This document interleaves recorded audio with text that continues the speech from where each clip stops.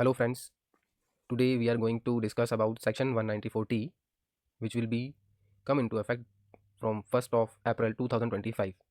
तो आज हम बात करने जा रहे हैं सेक्शन 194T की, जो कि फाइनेंस एक्ट 2024 में लाया गया है और जो विद इफेक्ट फ्रॉम 1st अप्रैल 2025 से इफेक्टिव हो जाएगा। तो सेक्शन 194T जो कि इंसर्ट किया है after section 194S by the finance number 2 act 2024 with effect from 1st of April 2025। तो ये 1st ऑफ अप्रैल 2025 से जो ट्रांजैक्शन स्टार्ट होंगी उसके ऊपर एप्लीकेबल हो जाएगा। तो सेक्शन क्या कहता है, हम चलिए देखते हैं। सेक्शन कहता है payments to partners of firms, जो पेमेंट की गई है फर्म के पार्टनर्स को फर्म द्वारा, ठीक है। तो इसकी वर्डिंग्स क्या है, इसकी वर्डिंग्स ये है any person being a firm, any person being a firm responsible for paying any sum in the nature of salary, remuneration, commission, bonus, interest to a partner of firm shall at the time of credit of such sum to the account of partner including the capital account or or or at the time of payment thereof, whichever is earlier, shall deduct income tax thereon at the rate of 10%. At the rate of 10%. No deduction shall be made under subsection 1 where such sum or aggregate of such sum credited or paid or likely to be credited or paid to partner of the firm does not exceed 20,000 rupee during the financial year। तो ये तो plane इसकी wordings हैं। अब इसमें से हमें देखने वाली बात यह कि फर्म में क्या एलएलपी भी आएगा या ओनली पार्टनरशिप फर्म, जो पार्टनरशिप एक्ट वाली होती हैं, जो पार्टनरशिप डीड वाली होती हैं, वो आएंगी। तो ये भी देखने वाली बात है। उसके बाद उसने कहा कि firm does not pay to partner of firm does not exceed 20,000 rupee during the financial year. 20,000 की थ्रेशोल्ड लिमिट रखी गई है। तो अब ये देखना है कि 20,000 क्रॉस होने के बाद के अमाउंट के ऊपर हमें टीडीएस डिडक्ट करना है या फिर 20,000 इंक्लूड करके करना है अगर 20,000 एक्सीड हो जाता है। तो कुछ पॉइंट्स इसके अलावा और भी स्पेसिफिक सर्कमस्टांसेस हैं, उन सवालों के जवाब के लिए हम आगे की डिस्कशन करते हैं। फर्म सेक्शन में वर्डिंग है फर्म की। फर्म में दोनों चीज़ें इंक्लूड होंगी, पार्टनरशिप फर्म नॉर्मल वाली और एलएलपी वाली, जो लिमिटेड लाइबिलिटी पार्टनरशिप एक्ट के अकॉर्डिंग जो इनकॉर्पोरेट हुई है वो भी। तो दोनों के केस में सेक्शन एप्लीकेबल होगा। पेमेंट्स क्या क्या इंक्लूड रहेंगी, सैलरी, रेम्यूनरेशन, बोनस, कमीशन और इंटरेस्ट। थ्रेशोल्ड लिमिट क्या है, थ्रेशोल्ड लिमिट है क्या है 20,000 in a financial year. However, if the payment exceed rupee 20,000 in a financial year, then TDS will be deducted on whole amount including 20,000। तो ये इसका answer है। टाइमिंग क्या होगी, टाइमिंग डिडक्ट करने की टाइमिंग क्या रहेगी, टाइमिंग वो रहेगी at the time of crediting such sum to partners account. अब अकाउंट कौन सा, नॉर्मल अकाउंट या फिर कैपिटल अकाउंट, दोनों में से किसी भी अकाउंट में क्रेडिट की जाएगी तब, या at the time of payment whichever is earlier. इन दोनों में से जो चीज़ इवेंट पहले होगा उस टाइम पे टीडीएस डिडक्ट कर लेना होगा।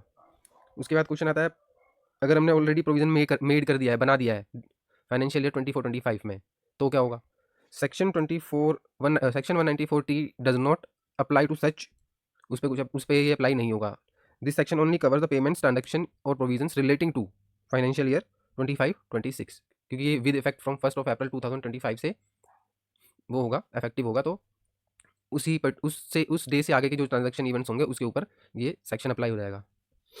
कुछ स्पेशल सर्कमस्टांसिस हैं, लाइक अगर इफ़ 194T एंड 40B जो डिसअलाउ करता है पेमेंट्स इनकम टैक्स एक्ट के अंदर फर्म को, पर्टिकुलर एक अमाउंट से ज़्यादा हो जाता है तो उस पर्टिकुलर थ्रेशोल्ड से ऊपर का जो अमाउंट होता है वो डिसअलाउ हो जाता है। तो उस केस में क्या करेंगे, किस अमाउंट पर टीडीएस काटेंगे। TDS to be deducted on full amount paid या फिर क्रेडिटेड टू द पार्टनर, पूरे पे ही टीडीएस कटेगा। जो डिसअलाउ पोर्शन होगा उसके ऊपर भी टीडीएस काटना होगा। पर होगा क्या, जो अमाउंट जो है अलाउड हुआ है फर्म को, जो फर्म अलाउड हो जाएगा वो एक्सपेंस में से डिडक्ट कर लिया जाएगा, और जो फर्म को अलाउड हो गया है वो अमाउंट जो है पार्टनर के हाथ में टैक्सेबल हो जाएगा। जितना फर्म को अलाउड हुआ एज एक्सपेंस उतना ही पार्टनर को टैक्सेबल हो जाएगा उसके हैंड में।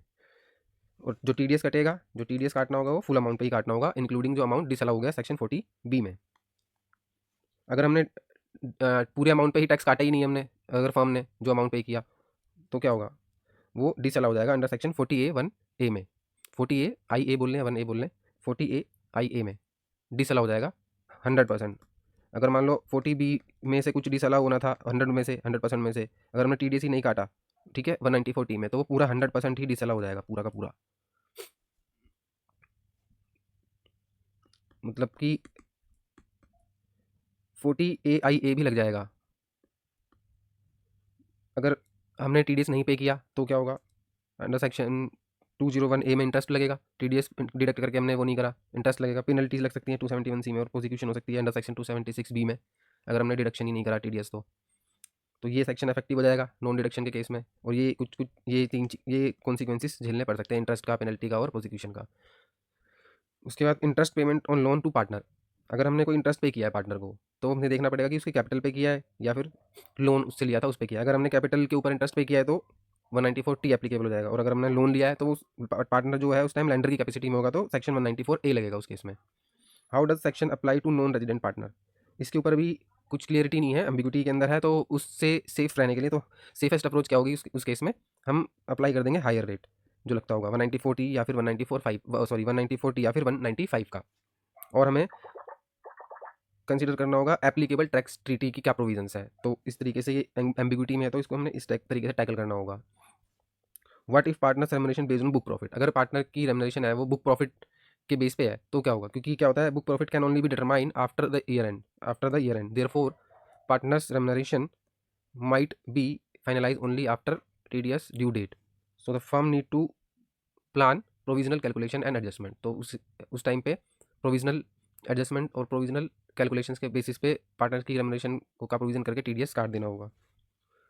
अब हमें कंप्लाई करने के लिए क्या क्या करना पड़ेगा, हमें रिकॉर्ड्स रखने होंगे पेमेंट्स के हर टाइप के जो पार्टनर को किए गए हैं, इंश्योर करना पड़ेगा इफ थ्रेशोल्ड एक्सीड, अगर एक्सीड होगी है तो फुल अमाउंट पे टीडीएस काटना होगा, थ्रेशोल्ड 20,000 के अमाउंट को इंक्लूड करके भी।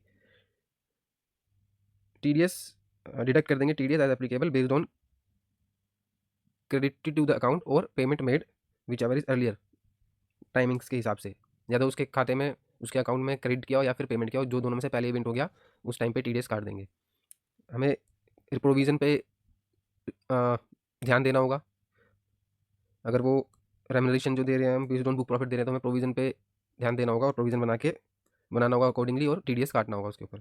टीडीएस डिडक्शन करना, टीडीएस की प्रिपेयर करेंगे, टीडीएस डिडक्शन और डिपॉजिट की वर्कशीट, रिटर्न्स फाइल करेंगे टीडीएस की, और टैक्स टीडीएस काट के पे करेंगे और रिटर्न फाइल करेंगे शीट के अकॉर्डिंगली जो हमने ट्रांजैक्शंस के ऊपर टीडीएस काटा है, और उसे अपने रिकॉर्ड्स में रखेंगे ताकि फ्यूचर में कुछ कोई अगर मांग ले तो कंप्लाइंस को चेक करने के लिए तो डिपार्टमेंट वगैरह हो तो उसको दे सकें।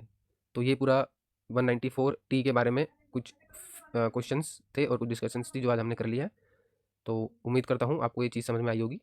सेक्शन 194T तो इसे ध्यान रखना होगा क्योंकि ये 1 अप्रैल 2025 से एप्लीकेबल हो जाएगा किसी भी ट्रांजैक्शंस के साथ, like salary, remuneration, interest, bonus commission जो कि पार्टनर को पे किया होगा तो उस पर टीडीएस काटना होगा अगर वो 20,000 से ज़्यादा हो जाता है in a financial year. Thank you.